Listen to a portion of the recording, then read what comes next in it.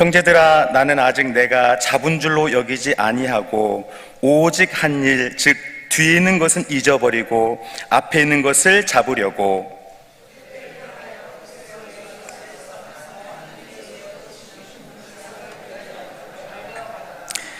그러므로 누구든지 우리 온전히 이룬 자들은 이렇게 생각할지니, 만일 어떤 일에 너희가 달리 생각하면 하나님이 이것도 너희에게 나타내시리라.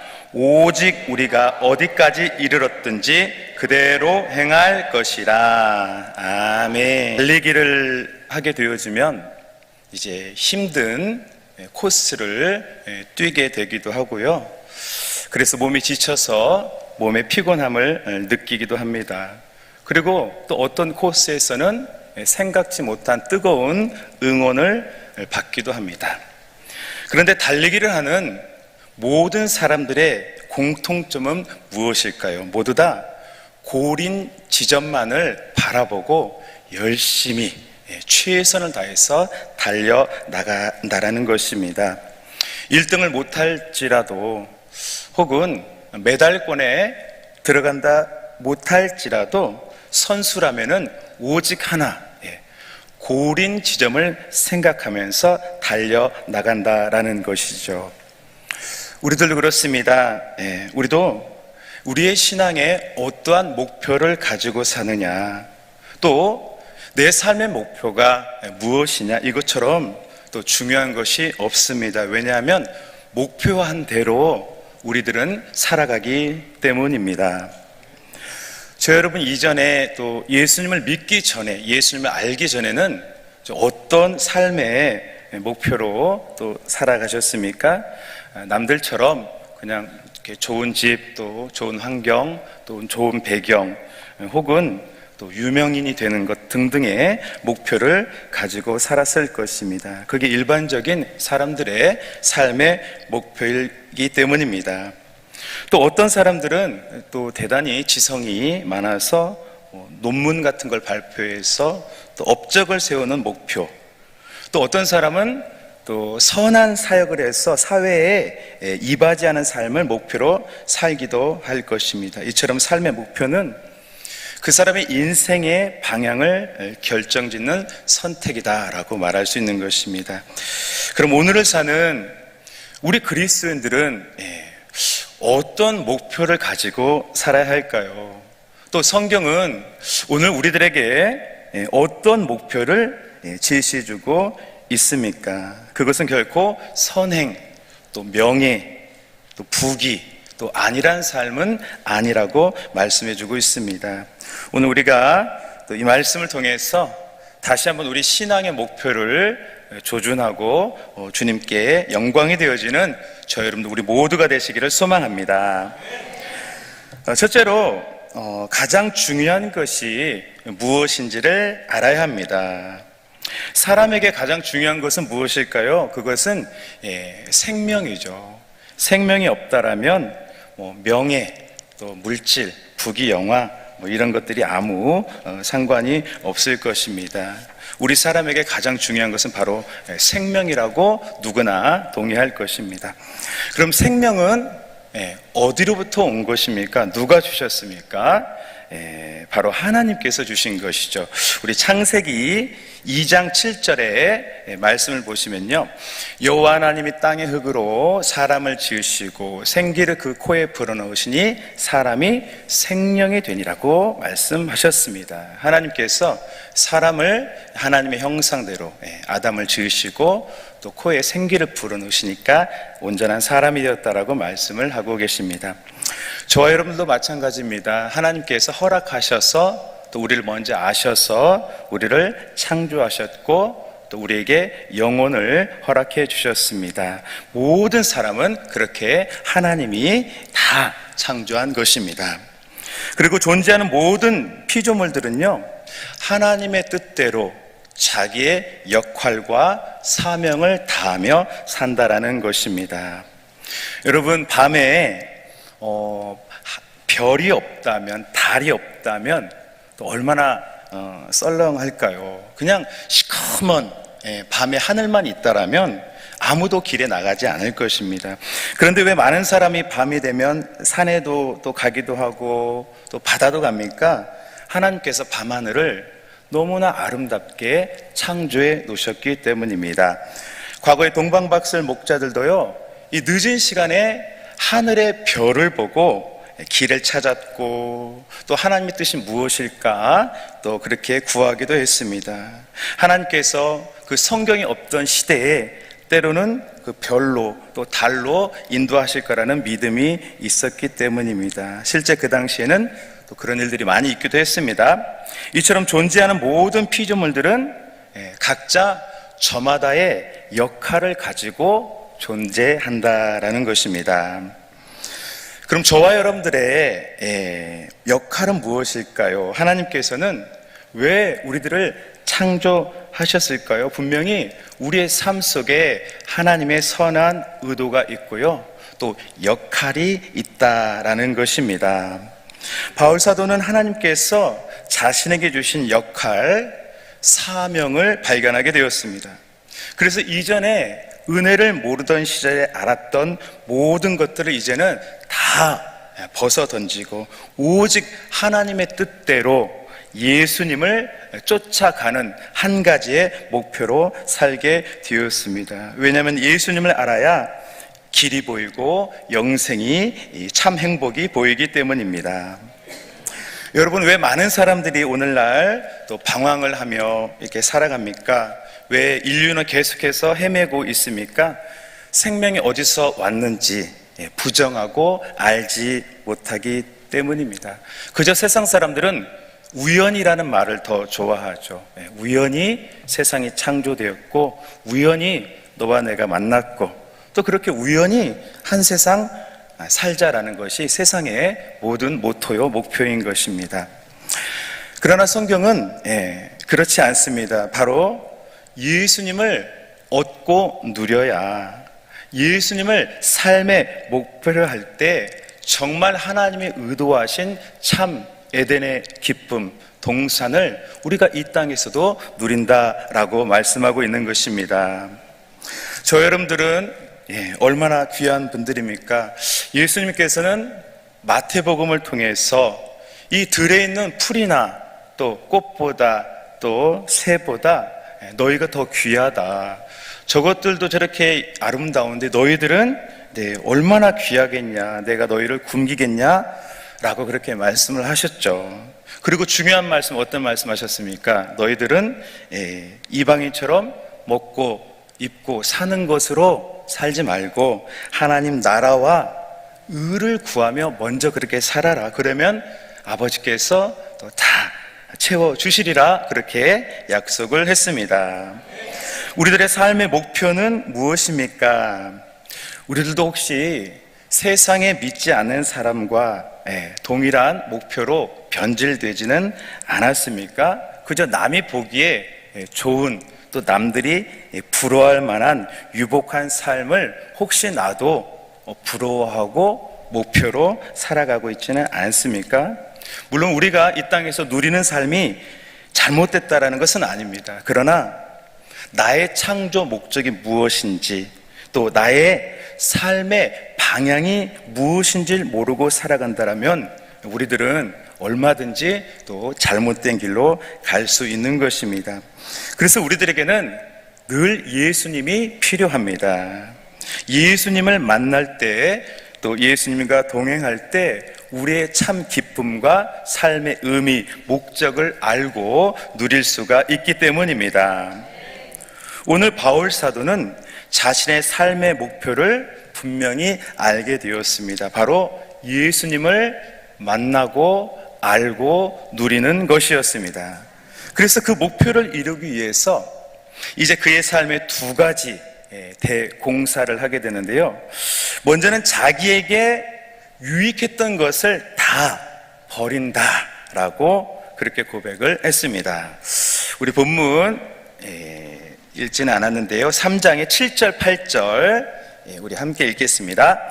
그러나 무엇이든지 내게 유익하다는 것을 내가 그리스도를 위하여 다 해로, 또한 모든 것을 해로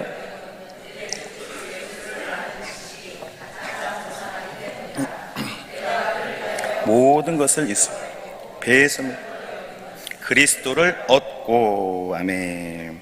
예수님을 얻기 위해서 그동안 그 많은 알았던 것, 유익했던 것들, 모든 것 하나도 빠짐없이 이제 다 버린다. 해로 나는 여기노라 라고 고백을 했습니다. 왜입니까? 단 하나의 목표죠. 예수님을 얻기 위해서, 예수님을 누리기 위해서인 것입니다. 사람에게는 이 총량의 법칙이 있죠. 우리가 마음대로 모든 것을 다 할 수는 없는 것입니다. 헬스장에서 역기를 들 때도 내 체중에 맞춰서 들어야 되는 것이죠. 내 의지대로 모든 것을 다 할 수 있는 것은 아닙니다. 한계라는 것이 있죠. 지성도 그렇습니다. 내가 공부하고 싶다고 해서 모든 세상의 지식을 다 알고 싶다고 해서 다 알게 되거나 다 누릴 수 있는 것은 아닙니다. 사람에게는 한계라는 것이 있기 때문입니다. 이처럼 바울 사도는 예수님을 얻기 위해서 자신이 알고 있었던 모든 지식, 또 명예, 학벌, 모든 것을 다 버린다라고 했습니다. 왜냐하면 그것을 버릴 때에 참 예수님, 나를 사랑해 주시고 동행해 주시는 예수님을 얻기 때문인 것입니다.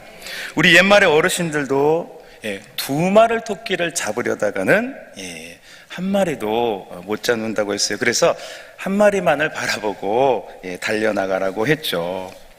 우리들도 이 땅을 살아갈 때 남들처럼 또 이것도 저것도 다 누리고 살면 좋겠지만 우리는 언제나 목표는 분명히 하나로 해야 합니다. 어떤 목표입니까? 예수님을 얻는 것, 예수님을 아는 것, 그것이 목표가 되어야 하는 것이죠.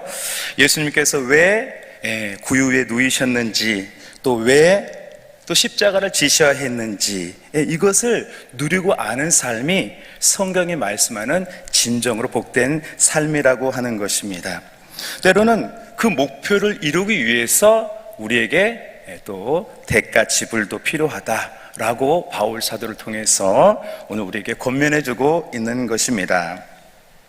예전에 성경책이 없던 시절에는 또 많은 그 유사 기독교 이단들이 있었다라고 합니다. 정경이 없었기 때문에 여러 이단과 여러 각종 그런 분파가 있었다고요. 근데 어떤 사람들은 금욕주의라고 해서 육은 부정하다, 영만이 거룩한 것이다, 육을 아예 부정한 것으로 여기는 그런 사람들도 있었습니다. 그러나 그렇지 않죠. 하나님께서 어찌 육을 부정하게 지으셨겠습니까? 육만 알고 또 육을 위해서 사는 것이 잘못된 것이지, 우리 육체는 또 지혜롭게 또 보양하고 관리해야 하는 나의 영혼의 집인 것입니다. 중요한 것은 삶의 이제 우선순위가 어떻게 잡혀 있느냐, 육체를 위해서 사는 것이냐, 아니면은 육체를 잘 관리해서 하나님의 뜻을 또 영을 위해서 살 것인가, 이것이 항상 우리 그리스도에게는 중요한 포인트가 되는 것입니다.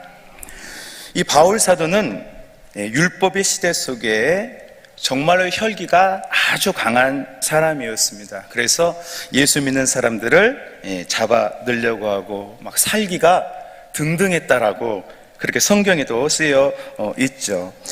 그런데 예수님을 믿고 영의 눈이 뜨인 이후에는 이제 오직 예수로, 오직 예수님만을 증거하는 그런 위대한 복음 전도자가 되었습니다. 그러나 바울 사도라고 영으로만 여러분 살았겠습니까? 때로는 바울 사도도 또 맛있는 거 먹었을 거고요, 또 여러 교제도 또 했을 것이고, 또 전도 여행을 하면서 예수님을 전하면서 또 좋은 자연도 누리면서 아마 그렇게 살지 않았을까, 이렇게 생각을 해보게 됩니다. 그러나 분명한 것은요, 오직 예수를 위해서 삶의 우선순위를 재조정하고 예수님을 얻으려고 이전의 것들을, 유익했던 것들조차 배설물처럼 아무것도 아닌 것으로 여겼더니 그런 은혜를 누리게 되었다라는 것입니다. 그래서 고린도전서의 그의 고백은 이기기를 위하는 자마다 모든 일에 이제 절제가 필요하다라고 했습니다. 여러분, 하루에 유튜브 얼마나 보십니까? 그리고 하루에 TV는 또 얼마나 보십니까? 잘못된 것은 아니지만 절제가 필요한 줄로 믿습니다. 또 성경은 또 몇 장이나 읽으셨습니까? 또 기도는 얼마나 하셨습니까?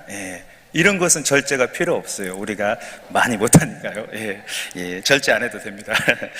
이렇게 우리가 예수님 중심으로 우선순위를 정할 때 우리가 어찌 다 없앨 수가 있겠습니까? 그러나 그렇게 우선순위를 정할 때 어느새 또 십자가 부활의 능력이 우리 가운데 드러날 줄로 믿습니다. 두 번째, 바울 사도는 이제는 뒤의 것은 내려놓고 앞을 바라본다라고 고백하고 있습니다. 사람에게는 역사라는 것이 있습니다. 우리가 학교에서 역사 공부를 할 때 한 개인의 역사를 배우기도 하고요, 또 민족과 나라에 대한 역사를 배우기도 합니다. 대부분 잘한 것, 또 훌륭한 것을 중심으로 역사를 배우게 되어집니다. 그리고 유산으로 그렇게 길이길이 남기죠. 오늘 바울 사도의 역사는 어떻습니까? 그는 이방인의 사도로 우리가 아는 여러 아시아의 교회를 세우고 또 여러 성도를 예수님께로 인도한 사도 중에 사도였습니다. 그가 행할 것을 이루 다 표현할 수가 없을 것입니다. 그런데 그 위대한 사도가 오늘 무엇이라고 고백합니까? 내가 예수님을 만난 이후에라도 그 주님을 위해 했던 일조차, 거듭난 이후에 그 일조차도 다 내려놓고 단 하나의 목표만을 위해서 지금도 오늘도 달려간다라고 고백했습니다. 주님을 위해서 수고한 것, 또 교회를 세웠던 것, 또 여러 서신을 쓴 것도 그것이 바울 자신에게는 그다지 중요한 것이 아니었다. 나는 예수님 한 분을 바라보면서 수고했노라고 고백했던 것입니다. 여러분, 왜 많은 사람들이 성공한 이후에 넘어지는 일들이 있습니까? 목적을 다 잃었기 때문입니다. 자신의 이름으로 논문을 발표해서 업적을 세우고 또 인기를 얻고, 연예인 같은 경우 그래서 허무감에도 빠지고 그러잖아요. 그래서 우리 인생의 이 목표라는 것이 너무 중요하다라는 것입니다. 오늘 바울 사도는 정말 예수님 이후에 수많은 예수님의 제자로서 수많은 일들을 했지만 그의 삶의 그런 공로는 전혀 중요한 것이 아니었습니다. 왜입니까? 예수님을 놓치면 안 되니까. 예수님을 누리고 얻어야 하는 목표가 있었으니까 바울은 넘어지지 않고 오직 한 길, 좌로나 또 우로나 치우치지 아니하고 그 표대만을 향해 쫓아가고 달려나갔던 것입니다. 우리들의 삶의 목표는 무엇입니까? 우리는 어떤 목적을 가지고 오늘도 살아가고 있습니까? 저희들이 변치 않는 신앙, 믿음으로 여전히 예수님만을 찬양하고 예수님을 얻기 위해 살아간다라면 모든 것이 복이 되게 하실 줄로 믿습니다. 우리 주님께서 여전히 우리를 강한 손으로 붙들어 주실 줄로 믿습니다. 일전에 제가 드렸던 일화인데요, 제가 어릴 적에 어머니를 길에서 잃어버리고 역전해서 울고 있었습니다. 어머니는 그런 저를 발견해서 들지 않고 안아주셨습니다. 저는 어머니의 품에 있을 때 마음껏 눈물을 흘리고 안심을 할 수 있었습니다. 이처럼 하나님을 떠난 삶은 여전히 자녀이지만 길을 잃을 수도 있습니다. 저 여러분, 세상적으로 성공할 수 있습니다. 그러나 예수님 없는 성공은 허무요, 실패입니다. 반대로 조금 유명하지 못해도, 조금 남들처럼 부유하지 않아도 예수님이 함께 하시면 천국인 줄로 믿습니다. 우리들 변함없이 우리 예수님을 단 하나의 목표로 달려나가는 귀한 저와 여러분 되시기를 소망합니다. 오늘 바울 사도의 최종적인 고백, 우리 본문 13절 14절, 우리 13절 14절 함께 읽겠습니다. 형제들아, 나는 아직 내가 잡은 줄로 오직 한 일, 즉 뒤에 있는 것은 앞에 있는 것을 잡으려고 표대를 향하여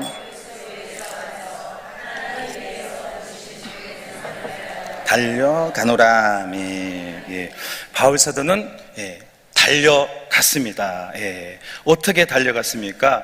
확실한 목표를 만났기 때문에, 알았기 때문에 이제는 고민하지 않고 모든 것을 뛰어넘고 앞을 향해서, 예수님을 향해서 부름의 상을 위해서 달려나갔습니다. 여전히 그의 삶에 굴곡이 있고 도전이 있고 위기가 있고 괴로움도 있었지만 예수님을 얻고자 하는 목표로 그는 모든 것을 뛰어넘고 오직 하나, 예수 그리스도를 만나기 위해서 끝까지 달려나갔던 것입니다.